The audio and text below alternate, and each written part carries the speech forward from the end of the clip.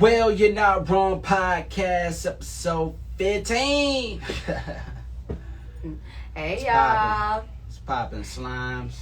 It's your girl Avi J with my boy. I go by the name of Ty Won. And we about to get straight into it. Straight to it. That's how we do it. So tell me about Breezy's new album. Like, I know it just dropped last night while we was sleeping. I guess you were sleeping. I stayed up. I was sleeping. I listened to some of it. I listened to like the first two tracks last night. And he actually did a video, like a backyard performance for Wheels Fall Off, but it didn't have, which is the album opener, but it did not have it didn't have the featured artist on the video version that he did, like in his backyard by like his pool and stuff at his Tarzana or Taranza, however you say it, a mansion, California. You can, but yeah, that's the album opener, and it's really, really dope. It's hard. It's a strong opener. Dirk has got a hard verse on there. Capella Gray, really, really, really, really dope opener. Man, I've listened to. I got through the whole album this morning. I had my waterproof Bluetooth speaker that I, link my phone to, so when I'm in the shower, I could still listen to music.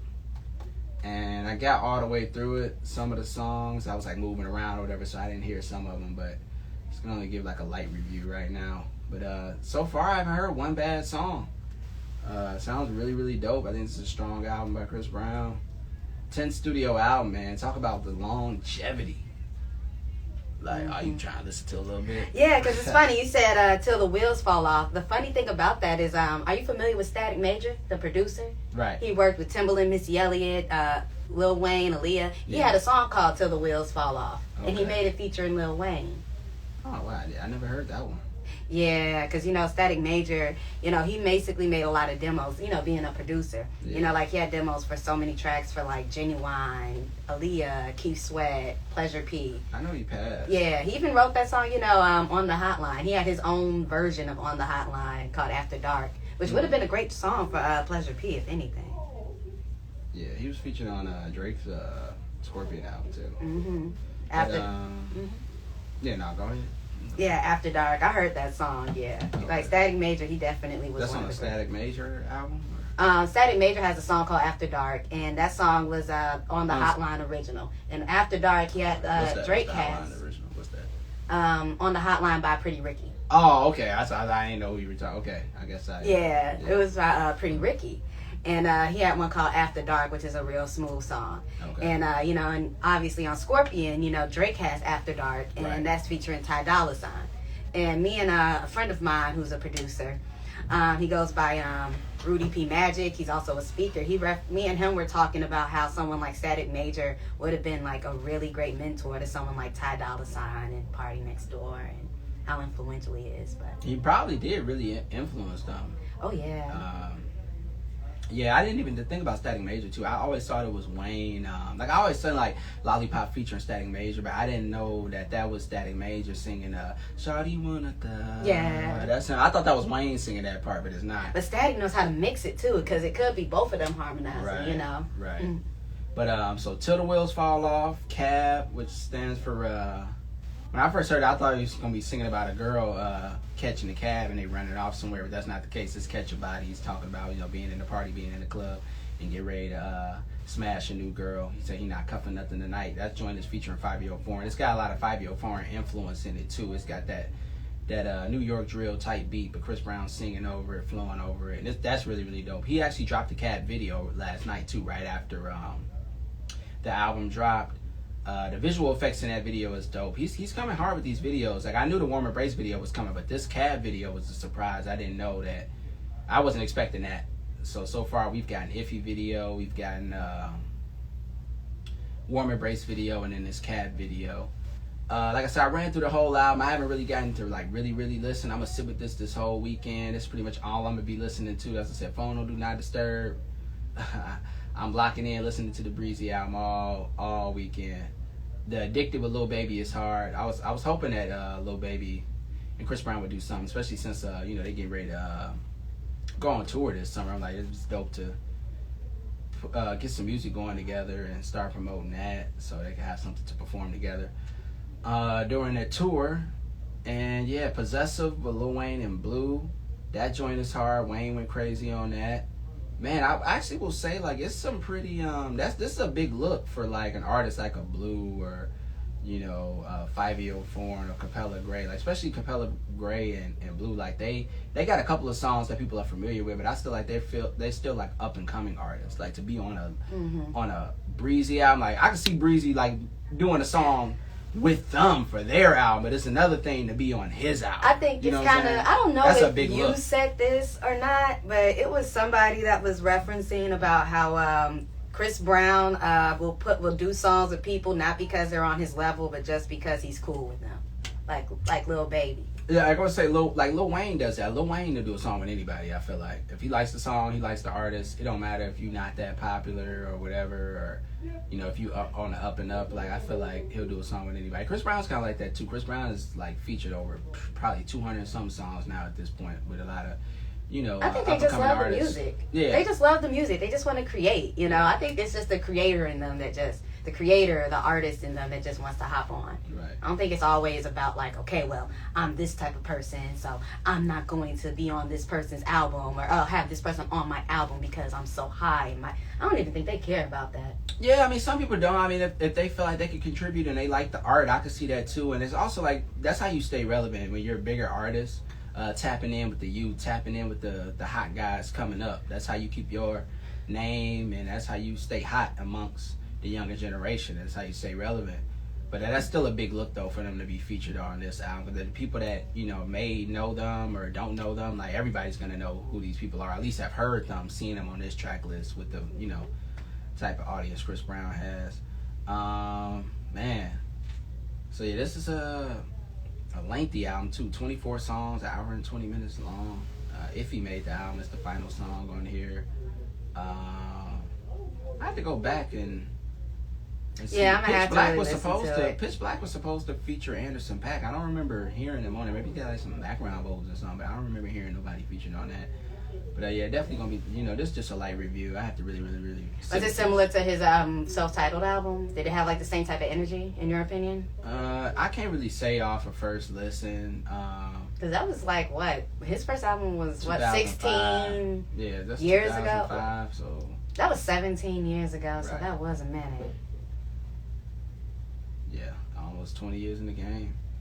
But he's actually been singing before that first album. I know, and he right? was a shorty. He was making crazy. videos. I don't know if I brought this up yesterday, but like I was looking at his Drink Champs, $1 million worth of game podcast? I think it was Drink Champs interview. He talked about how Diddy, him and his friend were in a group. They didn't have a name, but they were like, his manager was taking him around to different labels and stuff. This was before like Jive or whatever came into the picture, and they were like shopping their demos and performing and stuff in front of other labels. He was only 12 years old, and he said Diddy passed on signing him. He was like, Diddy is like his brother now, like they're close. Like, Chris Brown and Christian Combs, they got music together, right? Yeah. Like, so to think like how everything came around full circle, but he said Diddy like didn't really believe in him at first. He passed on signing him. But I feel like in hindsight, it was probably good that Chris Brown didn't sign to Bad Boy because nobody really lasts that Bad Boy. Because you remember B5, right? Yeah. He had a boy band on there that only made one album, and when they got older, I think they even braked off from it. 112 only had like 2 albums with Bad Boy, and then left. It's like everybody would only have 1 or 2 albums, and then they'd have to bounce. Yep. You know what I'm saying? So it's because a lot of times, like when you hear about people's experiences with Bad Boy, it's always Bad Boy will give a bad deal. Sounds like. Yeah, I haven't heard too many good things about people signing on there.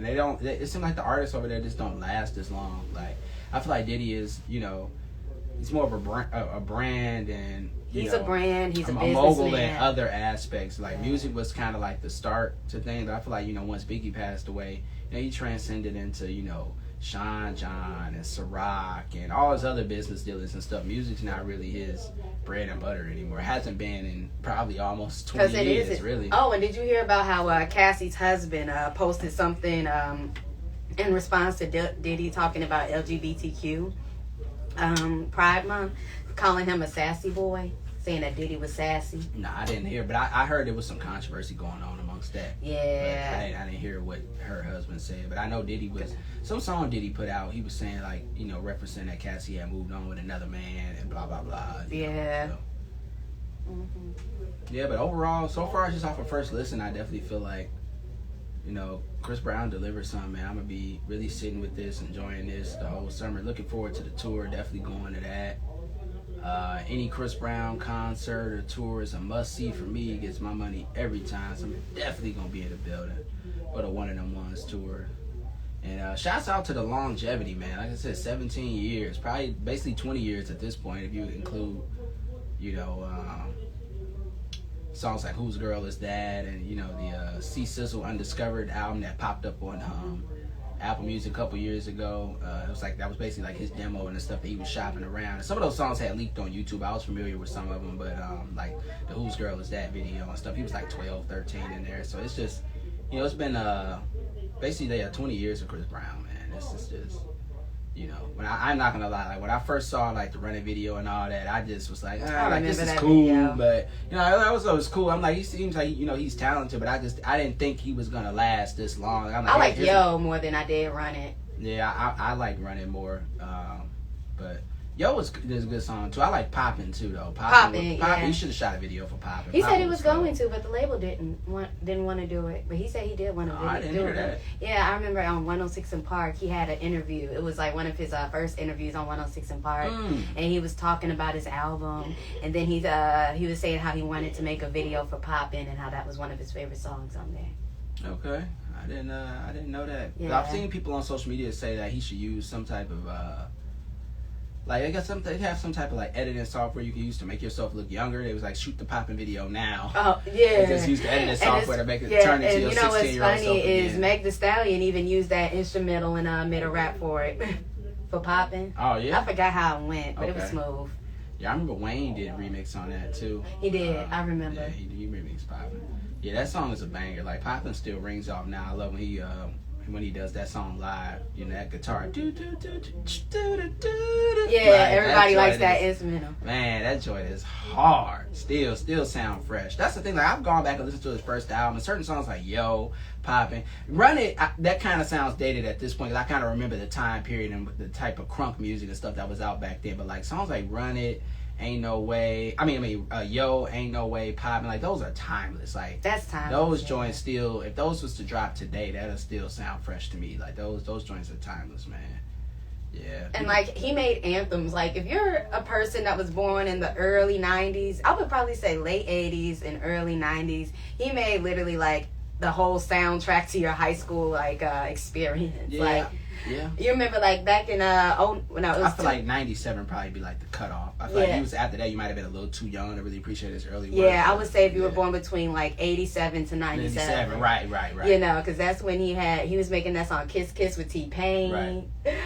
What else? That's one of my favorite Chris Brown songs. That's one of mine too. That video was crazy. Choreography for that was crazy. Take You Down. How everybody was when that song would play, everybody tried to do their little grinds. Man, especially at them little juke parties and stuff. Take You Down was like that song, but that was literally like a juke anthem, low key. Yeah. Drake remixed that too. Yeah, it's crazy. And Chris Brown even had a mixtape where he was rapping too. In My Zone. Yeah, In My Zone. He did The Boy in Detention. He's done a bunch of mixtapes. I'm glad he didn't throw no mix. He'll slip one of those in too. It gets to be too much music. Like you're already giving us 30 songs on the album, then he be throwing out, you know, a 30, 40, 50 song mixtape on top of that. He did that with the Royalty album. He did that Before the Party mixtape, and then he dropped the Royalty. He'd be like, man, so much music. But they say he recorded like over 300 songs just for this album alone. And he was talking about how he picked the songs for the album, and he was just saying like how he like kind of weeds certain songs out as not picking too many songs at the same frequency. Yeah, that makes sense. He said that's how he weeds certain songs out. Yeah, and he's got he's on a major press run. Like, I feel like he hasn't done a press run like this in years. This is giving, like, Fame album rollout vibes. Like, he's done the Big Boy interview. He made an appearance on the $1 Million Worth of Game podcast. I want to say he did a LA Leakers video. He's got the Drink Champs interview. I think if it don't drop today, it's dropping sometime this weekend. So, definitely been tapping into all of those. Yeah, I'm going to be blasting this the rest of the summer, rest of the year. Like, yeah, this is gonna be the album of the summer. We have Drake, right. We got Chris Brown, we got Beyonce. Yep. You said Dirk. It seems like we gonna have us a good 2022 summer musically. Speaking of Beyonce, Chris Brown said that's still his dream feature. He still wants that Beyonce collab. And it's crazy. He said even to being an artist, you know, of his stature and how long he's been in the game, he still gets curved on certain features. Like he said, he still ain't been able to pull off that Beyonce feature. Like he still has the hope. That's still his dream collaboration. So let me ask you He this. actually opened for Beyonce too, but early in his career, yeah, like around 2005, yeah. Oh yeah, that's like 05? Yeah, okay. He did like a... that's Crazy in Love, Deja Vu. Yeah. Okay. He was an opener. I think he said his set was like Run It, Yo, So Glad, Say Goodbye, and Ain't No Way. He had like a 4 or 5 song opening set. This was like for her overseas leg of the tour too. Yeah, that was 05. That was probably when B-Day ended up dropping the B-Day album. Because after she dropped that Single Ladies, well not Single Ladies album, but the I Am Sasha Fierce in 08-ish, 09. Yeah, that's when she really became like untouchable in some ways. But let me just ask you this. You think Chris Brown's voice and Beyonce's voice could mesh? Yeah, I think so. I mean, I've never heard any Chris Brown duet that didn't mesh well. Like, you know, I haven't heard, you know, whether it's Ella Mai or Jordan Sparks or her, you know, he matches up well with all of the females. So if there was a call and response, you think that would be a good sounding call and response with Beyonce and Chris Brown? You think their voices would? Yeah, I think it would be dope, but I feel like they probably would do like a kind of like something that you can kind of dance to or something though too. It may not necessarily be like a real like how Drake and Beyonce ballad. Yeah, they might be some more upbeat, a banger type song. And you know something else I was thinking about? Like I was thinking, I don't know how much of it, you know, but I know Jay-Z has a lot of influence over Beyonce, but like how much of an influence does it play of the Rihanna and Chris Brown, you know, incident maybe delaying the possibility of that Beyonce collaboration? Because she's a woman. I mean, she's a womanist and a feminist, so it's kind of like not just that, Beyonce. Rihanna's Jay-Z's artist still. Oh yeah. You know what I'm saying? So yeah, I wonder does that have some type of influence? Like, has he maybe is Jay-Z not fully forgiving Chris Brown for that to allow his wife to collaborate? Because the thing is like when it comes down to what happened, like it's obvious that Rihanna clearly forgave him. Yeah, that's you true. know, that's clearly something that happened. But the thing is Jay-Z's wife, Beyonce, the person that Chris does want to collab with. Mm-hmm. The thing is that she is like she doesn't like his song Big Pimpin'. She even said that she did not like Jay-Z's song Big Pimpin'. Jay mentioned that Beyonce did not like that song. And it's funny because you know, B, she's very pro-woman. Even her band is all women. Right. So I think that incident, that domestic violence incident, that probably is a trigger for her. But what's funny about Big Pimpin' is that Jay-Z and Beyonce met for the first time at an MTV summer beach event thing. You know, like back when BT like had Spring Bling, MTV like had their like summer concert series and stuff. Like that's when like TV and like concert stuff was different. Like back in the early 2000s, late 90s, early 2000s. That was the first time Jay-Z and Beyonce met when Beyonce introduced Jay-Z on MTV. His performance, it was like nobody was doing more Big Pimpin' than Jay-Z. Give it up for Jay-Z, you know, whatever. Introduced him as a performer. So that's just kind of funny that, you know, years for that to come around, and that's the song that she introduced him for his performance to do, you know, so that's crazy. But yeah, Jay-Z has talked about like he kind of cringes at that song now. He's like, man, what a monster I was back then, you know, like to how much he's changed. He was a savage. But it's, you know, Blue Ivy softened him up some. Like he even talked about like, and now that I think about it, I don't think he's made any songs that has said, I can't think of a song where between Magna Carta and 444 or even like the Everything Is Love where he's really saying the B word. Of course he said the B word plenty of times in his music before, but I think like since Blue Ivy I can't really think, and he said that like he was gonna stop saying that, so I can't really think of no songs where he's used it recently, so I know he's gonna use the N word. Oh, of course. Him and Oprah argued about that. Do you ever remember that one? Oh God, I don't even want to think about it. Oprah and him had a debate about it. He was just talking about like how he took the racial connotation out of it. He was just like, you know, it terms of endearment, and words have power, but you can take the power out of the word, and you know the words meanings to words change. There's because there's people that spell the N word Negus with the African meaning for king. Yeah, so there's a lot of ways you can go about something. Right. Yeah, and that's kind of deep. Like we were stripped of our religion, stripped of our, you know, knowledge and stuff, and our history, our culture. But, like, you know, they had us thinking that was a derogatory word, but if you really like the point you just made, that's, you know, who wouldn't want to be called king, you know? So. Yeah. But moving into the next topic, or is there anything else we needed to touch up on?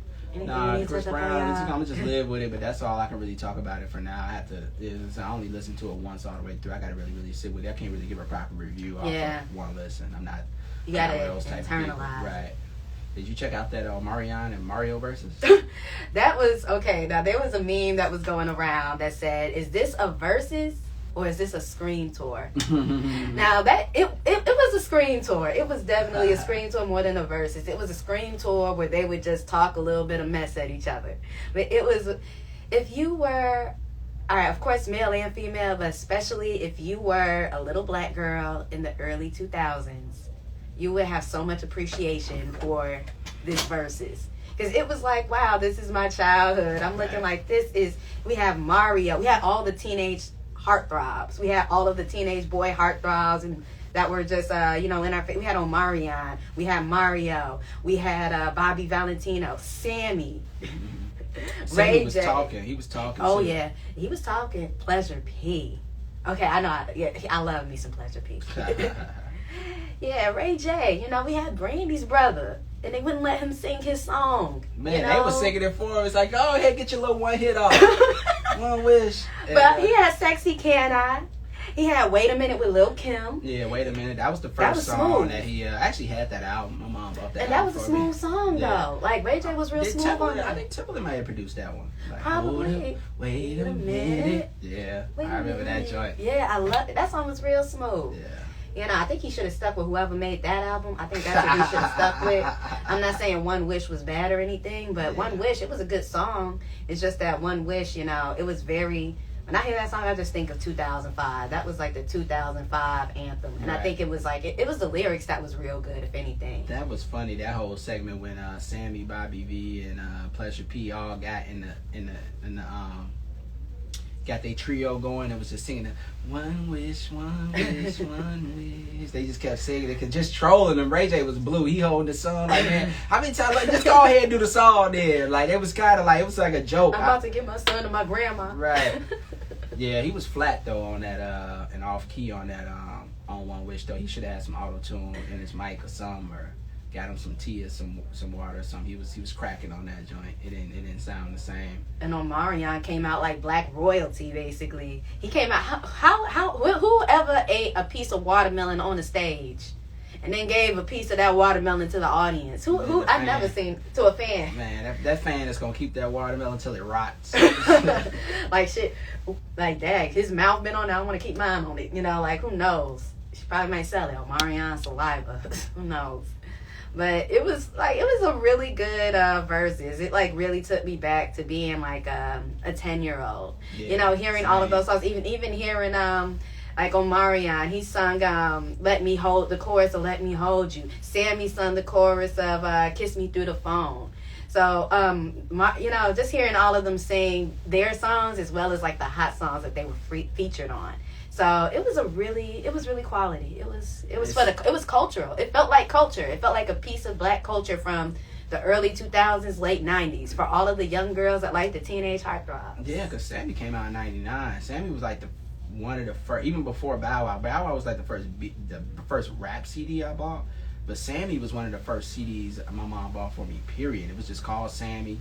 I remember that album. It had like 2 versions of I Like It on there. Was Hardball on there? Now I want to say that Bobby Valentino and Lloyd are in the I Like It video. They are. Yeah. Yeah, it just shows like, you be thinking all these people just be kind of popping up, but they really be grinding and be coming right after the other person that come, that's before them. Because in 2020 we had the Drive-In Fest, and that was in Chicago, and during that concert we had Do or Die, Bobby Valentino, Lloyd, and Pleasure P. I think there may have been another artist. No, I think it was just those 4 artists. But yeah, it's like those artists, they are all usually in the same type of social groups. Yeah. They're always where they need to be at to be seen and to be heard. Right. And with same Hardball, labels and so he performed the Hardball song too. Yeah. I thought Bow Wow was gonna make a cameo. I thought he was too, because I don't know why he wasn't there. Bow Wow and Soulja Boy and Bow Wow, Soulja Boy, Chris Brown. If them 3 would have popped out, it would have basically been a full on concert. Because they featured in the majority of these guys' songs. Exactly. Even if Lil Wayne would have popped out. Lil Wayne had something with Bobby Valentino. Yep. He had something with Ludacris could have popped out with Bobby V too. They performed Pimpin' All. He performed Pimpin' All over the world. Didn't Lil Wayne have something with Omarion? Or am I thinking Rick Ross? Nah, Rick Ross. I don't know. I'm thinking of somebody. Omarion was kind of running around with Young Money for a little bit, I think. But I don't think they got any songs together. I know. It'll probably be something that, was a track that wasn't mainstream if it was. Omarion could have brought out Drake. Could have did that Breezy interlude or something that was on So Far Gone. Because he could have definitely brought out Bow Wow. What? Yeah, definitely should have brought out. And didn't Sammy feature on the song Hardball, or was that his whole full song? Well, that was. Him and Bow Wow or something? Wayne could have came out on that too. That was Bow Wow and Sammy rapped Bow Wow's first. That was Bow Wow, Sammy singing, Lil Zane, and Lil Wayne. That's really like a legendary kid rapper singer lineup. Michael B. Jordan should have made a cameo at the Verzuz. They should have had him rapping something. A lot of people don't realize that Michael B. Jordan was in Hardball. I'm like, I don't know, how y'all people I didn't realize that was him. I'm like, yeah, that's kind of how he got started. He played Jamal. I remember. I remember G-Baby. Yeah, G-Baby, unfortunately. I cried when G-Baby got killed. And that was the first time I ever cried watching the movie. That was mad sad, the way he went out. But that just lets you know how it is in the hood, in the projects in Chicago and stuff. That was real. That really showed a lot of people how stuff really is. I remember they couldn't even go in their home. You know what I'm saying? They had to go through the back and stuff. It was a gang shootout, and Michael B. Jordan's character Jamal, he was hurt that he couldn't play baseball because he was too old. I remember that. I remember the movie. I watched it plenty of times. I had the Hardball soundtrack. Yeah, I had the Hardball soundtrack. All that. I seen it once when it came out when I was a shorty, and that was it. Yeah, and he ended up playing Hardball with Lori Harvey. Oh.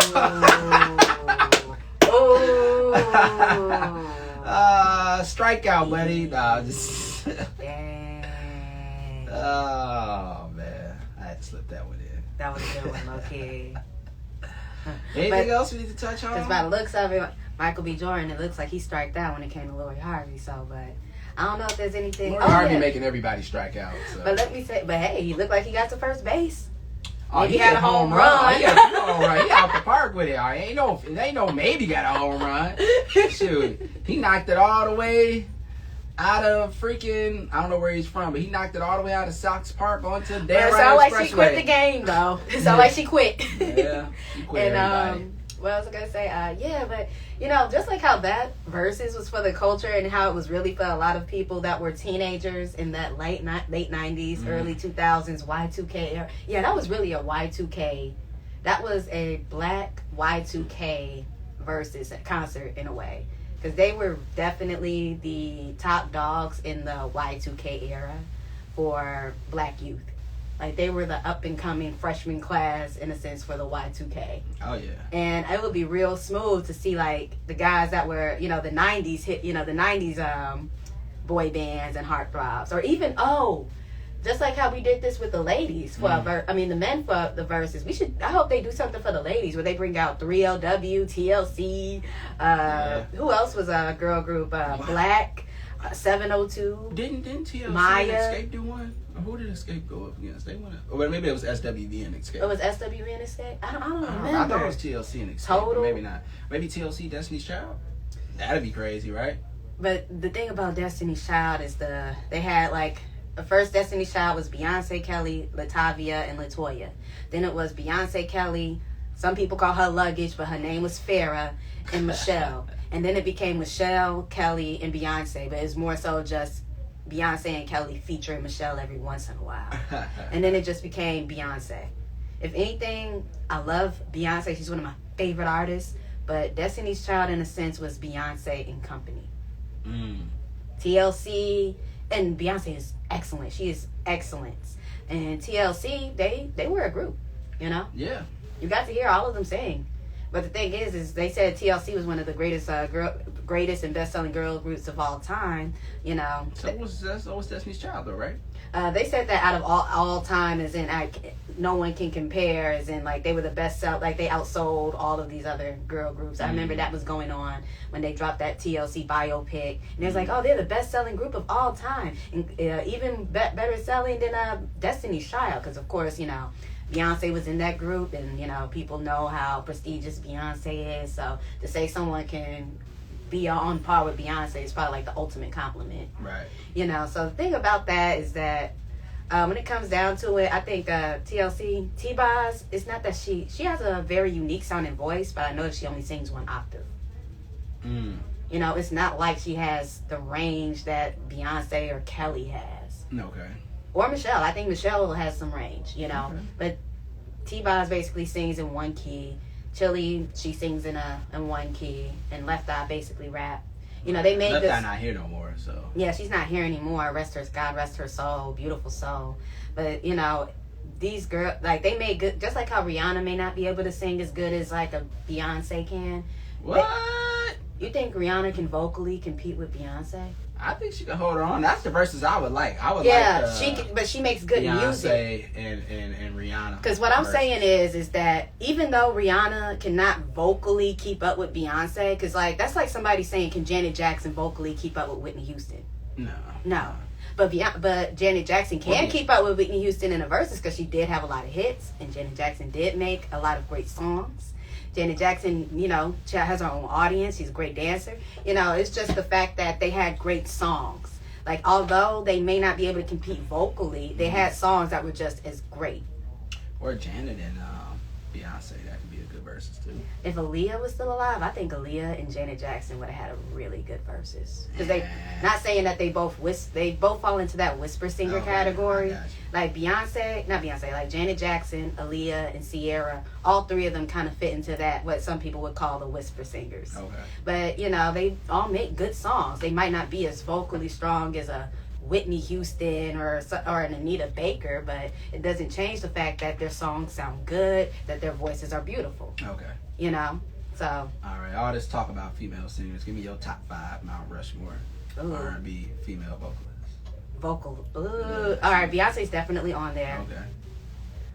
All right, this is just for me personally. Okay. Because I will not be, because if I was to say out of all time, out of like who made the best impact for the culture, that'd be different from what I'm saying for me subjectively. My favorite artist, my favorite Mount Rushmore of R&B songstress, it would definitely be Beyonce. I'll have Ashanti on there, and people would say why Ashanti would be on there. She cannot vocally keep up. But if people knew how many songs she wrote and produced and sung the background vocals for, you'd be so surprised that your favorite song probably was written by Ashanti. Okay. Who else would be on there? Ooh, this is Toni Braxton. Okay. Who else would be on there? Janet Jackson. Okay. Number 5. That's a tough one. Man, this is a really tough one. I don't listen to enough female R&B to speak on this, so. And that's the thing. Like, I would probably say these are the 4 artists that can write, sing, and just, you know, make a person feel. People put Brandy up there. Brandy's not. For some reason, Brandy's a great singer, but for some reason, a lot of her music isn't resonant with me. But that's not to say she's not a great singer. She's a great singer, and some of her music is resonant with me. But they're not as resonant as these 4. You know, like music. I think I referenced this on one of our older episodes. Nipsey Hussle was talking about how when it comes to music, it's a spiritual thing because you're pulling from the heavens. Okay. You know, and when it comes to music, you know, we all have souls. We're all spiritual beings or energetic beings if you know, are atheists or if you believe in energy more so than spirituality. So it's more so about whose words are resonant, based on how someone sounds, what voice sounds are resonant, what is this person feeling that's resonant. So, you know, when it comes to Beyonce, Ashanti, Toni Braxton, Janet Jackson, all 4 of them, they make something that resonates with me on a soul level. So that's one of the main reasons why they're there for me. So of course, you know, Whitney Houston's a greater singer, but at the same time, did you put Whitney in your top? 5? No, she's not in my top 5. What? But is she one of the best ever? Blasphemous. Yes. But is she one of the best ever? Yes. Blasphemous. But she's one of the greatest ever. Is she one of my personal favorites? No. Actually, I put Aaliyah right in the top 5. I'll take Aaliyah. What? Janet Jackson, Aaliyah, Ashanti, Beyonce, Toni Braxton. Those are my 5 favorite girls. Those are my ladies. Wow. But are they the greatest singers to ever exist?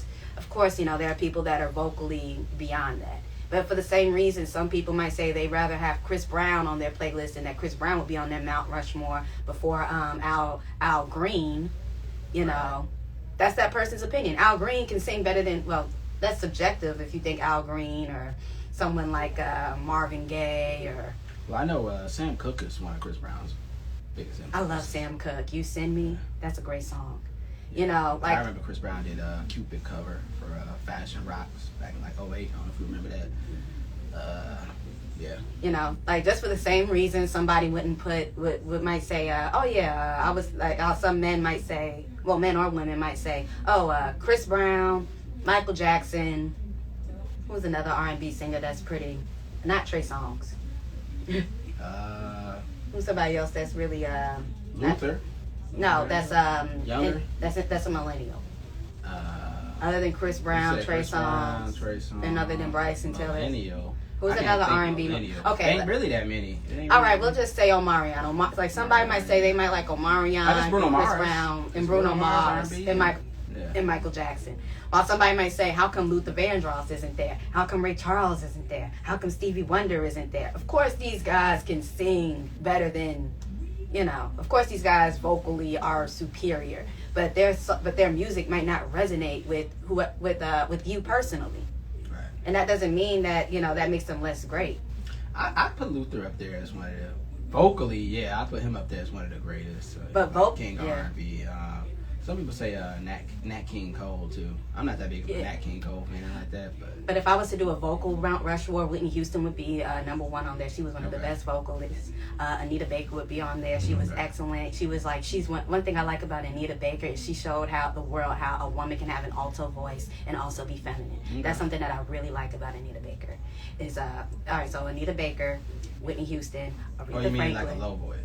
That's all. Yeah. Yeah. Okay. Aretha Franklin made some songs back in the 2000s. She made a song called Rose, and it's something Aretha Franklin would do is she would get other R&B singers to pop up in her video, and she was always so supportive. I loved Aretha Franklin for that.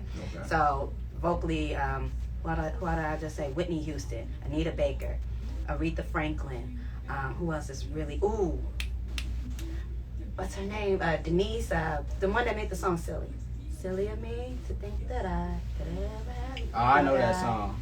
Denise, was it Denise Winans Williams? Her. Yeah. She is so, oh my goodness. She can make you cry. You will put Minnie Riperton up there too. Is that the name of the girl, Minnie Riperton? That was. I don't think that's her song. But, that's not her song. But Minnie Riperton has like that real high. Like she could like crack glass. Yeah, and they compared her to Mariah Carey. And actually, I'll put Mariah Carey number 5 because, when it comes to vocally, it would be Mariah Carey, Whitney Houston, Aretha Franklin, Anita Baker, and who was the 5th person? Denise Williams or Winans. I think that's her name. Okay. Yeah, it would probably be those 5 vocally, and me being objective. Okay. But subjective, the girls I mentioned prior. Okay. I'm not mad at that. No, well, you said you don't listen to enough. Nah, I don't listen to enough female R&B like that to really, really say. What about men? I don't listen to that much R&B, period. I know, not sing, but sing and rap. But, so how do y'all feel knowing that we have right now, we have this black man who has vocals. He could sing. He could be able to sing at a wedding. I ain't gonna say all that. I sing certain songs, but I do my thing. I'm not gonna say I'm no wedding singer, but I can't sing. But But he doesn't even listen to the R&B. You know not what I'm that saying? much. Chris Brown, Bruno Mars, Anderson .Paak. And we were just talking about how we need us some more R&B black men out here, and here we are. We got one. That's what they were saying. They were right saying that's what one of the things Chris Brown was saying on the. It's just not that popular. I don't know why. Like you got Jacquees, you got certain people, but like everybody just wants to rap now. Like it's like, and it's crazy. Like a lot of the like opportunities that I've gotten performing and stuff. I actually sung a song, a blues song, and I got a 30-minute set at the Chicago Blues Fest back in 2018. That was my biggest like headlining set that I've had so far. And I actually got in there singing a blues record, but that's how I got the opportunity. But most people like I go to a lot of places and people do sing, but I just don't like. That's just they're not bleeding through. Like they're not getting through like to that next level. Like it's always another rapper. But like who is? I mean, you had like August Alsina, Jacquees, whatever. But like they're not really any R&B singers like that. They're not as marketed. But yeah, it's not. I don't know. See, watch. One day, Chris Brown is gonna want another male voice on his song. He's gonna want an August Alsina, a Bryson Tiller. He got him on this album. He does, but maybe one day they might not be available. And come to find out, your voice might fit everything he needs. Maybe. And he was like, I just need to get two other black men to feature on this R&B track. Tory Lanez, he sings too, but yeah, Tory Lanez is a great writer. And it could be you, but you just don't want to sing. Yeah. I ain't gonna say I don't. I actually have been thinking about making my next project more of incorporating more R&B, showcasing that. Yeah, doing that, you should. But then I don't necessarily want to confuse my audience. Just tell your audience, I am an artist. I sing, I rap, I do all. I dance, I just make art. Because when I made 101, I confused a couple of people with that. Like they were like, oh, I thought he was rapping. Like, you know, people try to say you have to have an established fan base first before you cross over into the pop lane or switch it up or whatever. So, but yeah. But all black people like listening to somebody that can sing. Yeah, that's what they say. Even if you get a wider fan base that way. If anything, even if you're ugly, like if you could sing, like women like that. Yes, that's it. As a in Christian terms, they would say, you know, that's like a form of ministry. You know, in Judeo-Christianity, there was a war in heaven, and it was between, you know, and there was an angel who fell. While that angel was in heaven, his name was Lucifer, and he was known to be one of the greatest singers. He had a melodic voice. You know, I'm pretty sure if any of you guys ever read the book of Enoch, Enoch was able to, you know, not die, go to the heavens, be able to talk and see what the angels was like, seeing that they all had certain personalities. You know, like Michael, he was stoic, he was serious, because, you know, he was like in the cherubim or the seraphim, you know, high-ranking archangel. And, you know, Lucifer, he was known for being kind of arrogant, you know, and as well as, you know, being a great singer. So during that fall, you know, his name ain't Lucifer no more. It's Beelzebub, you know, all types of whatever names people probably give it. But yeah, like when it comes to music is definitely a spiritual thing. In like every single religion you have, whether it be somebody that fell or somebody that's curing in whatever realm they're in, music was always something that was powerful. You know, it's something that you feel, it's something that you hear, but you don't even see it. I'm saying you don't.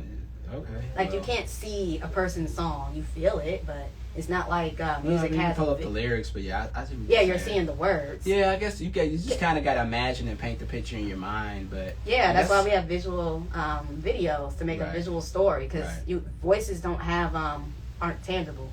Right. Voices are something you hear. It's like air.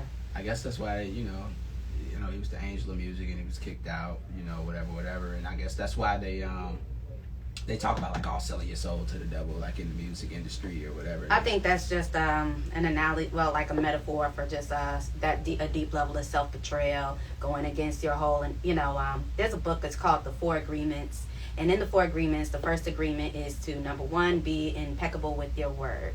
And he broke down the word impeccable, saying M is without impeccable sin. So being without sin. And when it came to being without sin with your word, it mentioned like just not, you know, saying things that you mean, and not saying things that you mean, and not betraying yourself.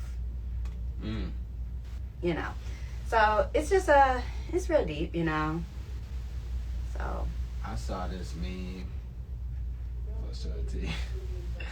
This is funny. It's like fire, and it's basically like a picture of hell. You see it.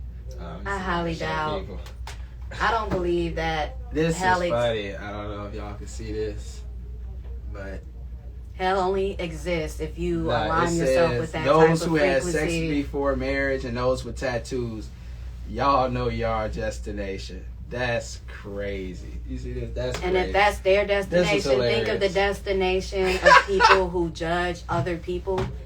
If you judge people that, look a certain way, now you got to get judged that way on whatever scale. It's just like in ancient Egypt, they had ancient Egypt was called Kemet, and they had a deity whose name is Maat, M-A-A-T, and she also represents the zodiac sign of Libra, and there's a scale, and on that scale, it would weigh your heart and also weigh a feather. And if your heart weighed more than the feather, more than likely you still had some internal work you needed to do. Wow. Yes. That's why Libras are known for scales and for balance, but... So since we talking a little bit of religion, we both are Catholic high school alums. We are Catholic high school alums, but I'm not Catholic or a Judeo-Christian. Okay. But I do respect it heavily. Do you, what religion do you identify with? When it comes to spiritual practice that I resonate with, I'm really into, it's abbreviated ATR, but African traditional religion. Okay. I'm big on root work. I'm big on Ifa. For those who are familiar with the Orishas, I'm an Orisha devotee. I believe in my higher self. I definitely believe in God. I believe in the ancestors. I believe in spirit. I did a lot of deep research because when you really, really love God, you want, just like how you would love a person. People, they will love someone and they want to know absolutely everything about them, all of their truth. So that's how I felt about God. I want to know everything about you. I want to know all of your truth. I want to get it right. Judeo-Christianity, going to a Catholic school, you learn about every book of the Bible, stories of the prophets, the stories of the judges, the Old Testament, how it leads to the New Testament, how Jesus Christ was considered the Savior. There were also other people with the name of Jesus, and his name could be debated between Yeshua and Yeshaya. Okay. You learn more about the Hebrew culture. You learn a little bit about the Arabic culture, the Greek Orthodox Church and that influence, the Latin Church and that influence, how the War of Crusades, if it was Islam that won the War of Crusades, America would more than likely be an Islamic country. We'd all be practicing Islam, but it's still the Abrahamic God. But yeah, doing a lot of research on the Abrahamic God, I kind of was able to understand that and also taking a world religion class is that I after learning about Buddhism and Hinduism, they said that God is like a tree, and all of the religions are different branches. Because I recognized that there was that in Buddhism, they also had the story of Immaculate Conception, like they did with Christ. Jesus was born of a virgin. The Buddha was, whose name was Siddhartha Gautama, was born from his mother's side, which was another form of Immaculate Conception. The Hebrew Israelites will say that it wasn't necessarily an Immaculate Conception because they said Mary was not a virgin. Virgin just meant young girl in Hebrew. Mm-hmm. So it's more so about just understanding your truth. And for me, my truth was understanding that the Alpha and Omega is real. All is one. Everything's connected. Yeah. Wow, you got off into some deep stuff that I never knew about. Yeah, we're all connected. So when it comes to, that's why I really appreciate Hinduism and Buddhism, because they represent how all of us are connected. So for me, yes, I'm an Orisha devotee. I'm a root worker. I'm big on African, root work is an African American, is a part of hoodoo, an African American practice. We may have been stolen from our motherland, but the spirituality, the spiritual practices never left us. The Orishas never left us. They came with us overseas and everything. So we're always going to be spiritually loved by those gods and goddesses that were with our ancestors in Africa. Like Ifa, it consists of both the Orishas as well as what many call Vodun, V-O-D-U-N. Their god is Bonde, B-O-N-D-E-Y-E. And they have the Loas, like Papa Legba, Baron, and they're like angels. The Orishas. No, that's Nigerian. Oh. Well, not Nigerian. Vodun, or the Loas, they're timeless. Are you Nigerian? You got some African ancestry, right?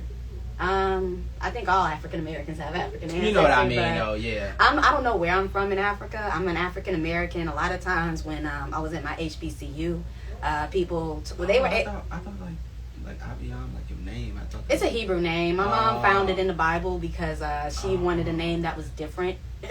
So she gave me and my sisters all different, unique names. Okay. So with what was I going to say? But going to a HBCU, a lot of times people can look at us as black people and say, "Oh, you're from here, from there." I get told oftentimes that I might possibly have a lot of East African ancestry from Ethiopia, Somali, Kenya and Eritrea. I get told that often, so I might take a DNA test and look into it. But as of right now, I know for a fact I'm African American. Right. So that's the main thing that I'm deep into.